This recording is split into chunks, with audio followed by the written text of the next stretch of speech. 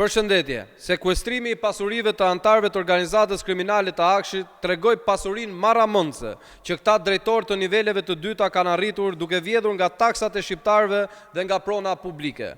10 miliona euro dhe pasuri të investuara në pasuri të paluajtshme, veçanërisht në apartamente, ku kanë pastruar paratë e korrupsionit dhe të karteleve të drogës që përfaqësojnë, janë shenjë se Shqipëria me këta në krye nuk ngre krye kurrë. Edi Rama deklaronte se Karçanaj ishte njeri pa shtëpi dhe jetonte me qera për t'i qarë hallin, ndërkohë që nga sekuestrimi u faktua se linda e tretë e Ramës kishte prona dhe 10 llogari të fshehura. Sa i takon koordinatorit të krimit organizuar Ergys Agasi, i cili lëvizte me eskortën e kryeministrit, ai ka akumuluar pasuri sheikësh, bashkë me ushtarin e tij Beqirajin me grabitje, pengmarrje e korrupsion, kanë vjedhur jo vetëm xhepat e shqiptarëve, por edhe kanë cënuar sigurinë kombëtare.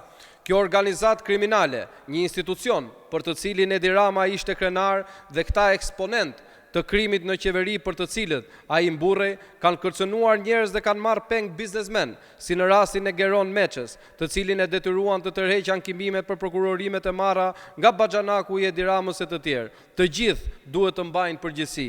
Kjo organizat nuk mund të funksiononte kur pa urdhrin dhe mbrojtjen e kryeministrit. As Agasi dhe as Beqiraj nuk kishin funksione zyrtare, por ata kishin bekimin e shefit të qeverisë Edi Rama dhe lindave të tij. Kjo organizat kriminale ka rrjepur shqiptarët duke krijuar këto pasuri prallore, por duhet të kuptojmë një gjë shumë të rëndësishme. Kur Agasi dhe njerëzit përreth kanë arritur këto pasuri, mund të imagjinohet lehtësisht pasuria që zotron shefi i tyre Edi Rama.